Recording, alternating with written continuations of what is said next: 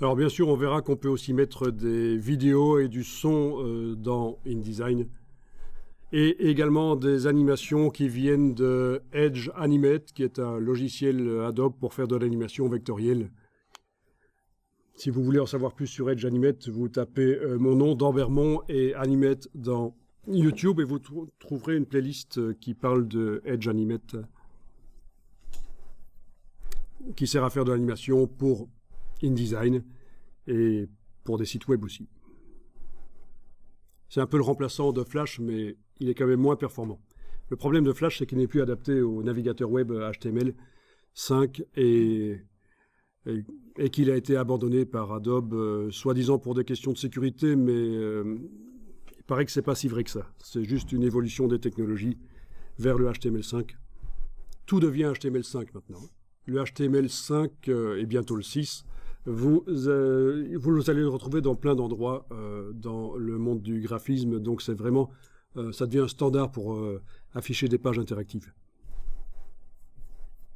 Donc oubliez le Flash. Alors à ce propos, je vous montre quelque chose ici. Eh ben non, c'est pas ici, c'est dans une ancienne version de InDesign parce que je n'ai pas acheté encore le module pour la version 2017. Je voulais vous montrer l'exportation en In5, qui est un module payant pour faire du HTML au départ de InDesign. Bon, c'est pas grave. C'est l'occasion que je vous montre quelque chose d'autre. Ne faites rien, regardez, je vais lancer un autre InDesign puisque je garde mes versions de InDesign dans une certaine mesure. J'ai encore la 14 et la 15. C'est vraiment un bon conseil que je peux vous donner quand vous installez une nouvelle version d'un logiciel Adobe. Il y a une option à cocher dans l'installateur qui indique, une option plutôt à décocher. C'est une option qui est cochée d'office, supprimer les versions précédentes. Il faut la décocher. Comme ça, vous gardez les versions précédentes, vous allez vraiment éviter les problèmes. Je vous l'ai dit l'autre jour, hein, déjà, il y en a qui ont pleuré avec CC 2018 parce que pendant des semaines, leur tablette Wacom ne fonctionnait plus parce que dans la dernière version de Adobe, surtout avec le système d'exploitation High Sierra qui était sorti, ça ne marchait plus. Donc, s'ils avaient gardé l'ancienne version du logiciel, ils auraient pu l'utiliser malgré la mise à jour High Sierra. Je pense que ça aurait fonctionné. Enfin, il y a plein de choses comme ça qui peuvent poser problème, donc raison pour laquelle j'ai plusieurs InDesign. C'est pas interdit.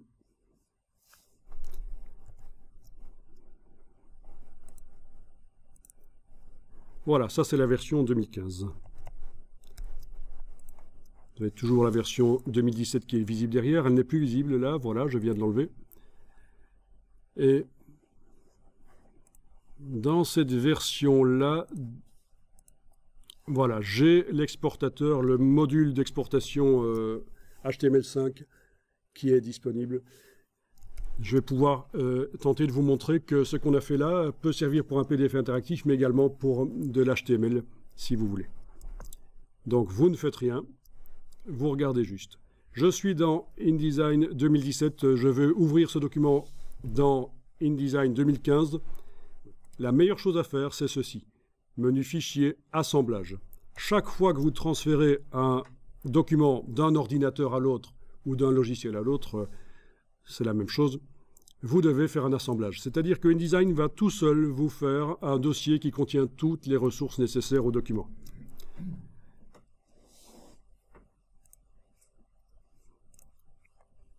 Donc j'ai cliqué sur l'assemblage et continuer. Et je vais enregistrer un dossier d'assemblage ici.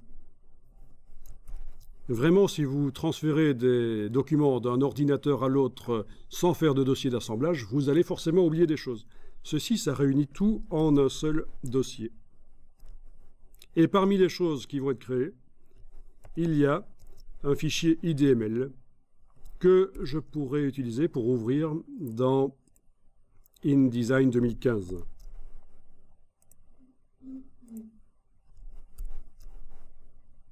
Oui, parce que je n'ai pas encore acheté le module In5 pour la version 2017. Et pourtant, ils en ont sorti une nouvelle version intéressante et plus évoluée, mais bon, voilà. Donc je vais dans ma version 2015. Je vais d'abord aller voir ce qui a été créé sur le disque dur. Un dossier d'assemblage ici, qui contient les fontes utilisées par le document. Ça peut être intéressant pour transférer vers un autre ordinateur, mais pas pour ici, puisque je suis resté sur le même ordinateur. Le fichier IDML et le fichier InDesign. Donc je vais ouvrir le IDML dans la version 2015.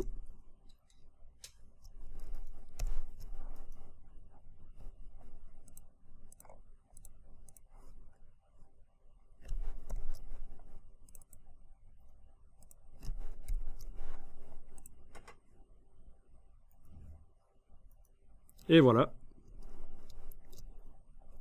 Au départ de ça, je peux vérifier si ça marche toujours, l'interactivité.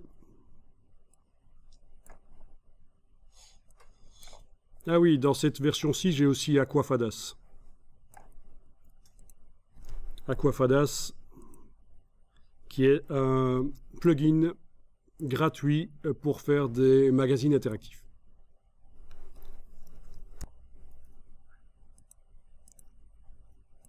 Ok, l'interactivité fonctionne comme il faut. Je peux fermer le panneau aperçu d'interactivité. Oui, donc Aquafadas, plugin pour faire des magazines interactifs pour tablettes, qui remplace le plugin DPS de Adobe qui n'est plus trop apprécié parce que il est devenu payant à un certain moment. Entre la version 2014 et 2015, il est devenu payant.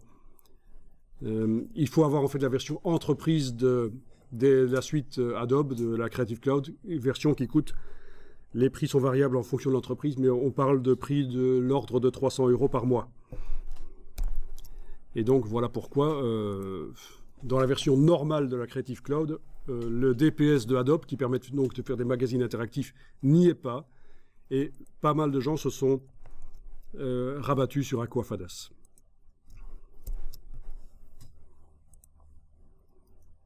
Qui est fait par une des plus grosses boîtes qui existent dans le monde du graphisme, Rakuten. Boîte japonaise qui détient notamment le logiciel Viber, c'est eux. Donc c'est pas des petits. Ok, donc ici je voulais vous montrer l'exportation en HTML. Parce que le HTML dans InDesign d'Office, c'est pas bon. Donc il faut utiliser un plugin. Comme souvent dans les logiciels Adobe, quand on veut faire des choses un peu plus pointues, il faut aller chercher des plugins. Dans Illustrator, vous pourriez même faire du dessin technique, sauf qu'il faut un plugin, par exemple. Ok. Qu'est-ce que je faisais moi ici? Ces fichiers export HTML avec In5. Ah oui, il veut que j'enregistre d'abord le document. Ok, je vais l'enregistrer dans le dossier d'assemblage.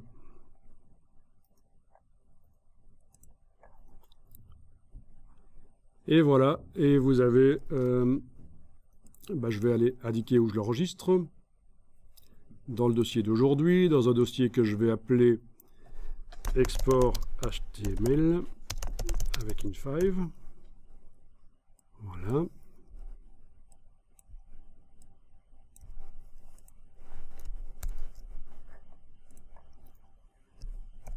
Vous avez plein de réglages et je vais tenter de retrouver rapidement un réglage qui fonctionne bien. C'est Liquid State.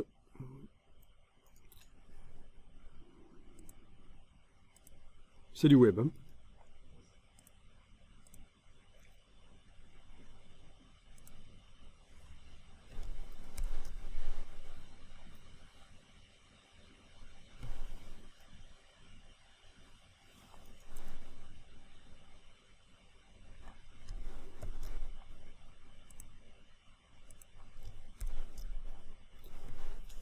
Le plugin est téléchargeable gratuitement et utilisable pour télécharger un nombre de pages pour exporter en HTML un nombre de pages restreint, et il y aura forcément l'icône fait avec In5 dessus, vous ne pourrez pas l'enlever.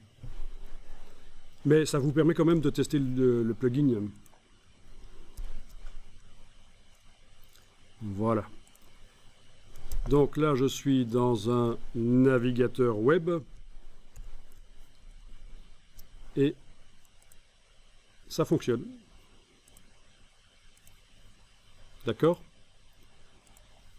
Si j'avais ajouté du son, des vidéos, tout ça, ça fonctionne aussi. Donc on sait faire des pages HTML avec l'export Ajar In5.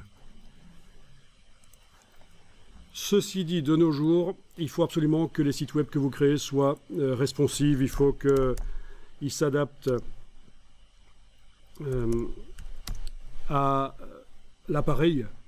Et ce que je viens de faire là, c'est une exportation, oui, elle peut être un peu redimensionnable, mais c'est pas vraiment du responsive avec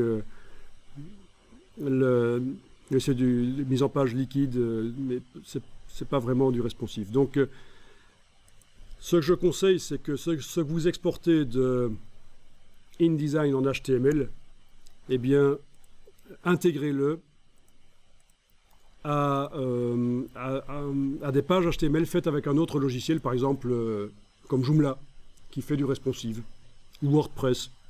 Donc ça peut servir à générer du HTML qui s'intègre à d'autres pages HTML, mais ne l'utilisez pas pour faire des pages HTML que vous mettez sur un serveur directement.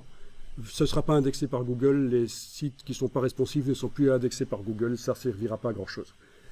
Si vous cherchez des clients qui, par Google, doivent trouver votre site, c'est pas bien. Bon, ça c'est intéressant. Vous avez découvert qu'en étudiant la création de PDF interactifs, vous avez en même temps étudié la création de HTML interactif. Il suffit d'avoir le bon module d'exportation. Avez-vous des questions là-dessus ?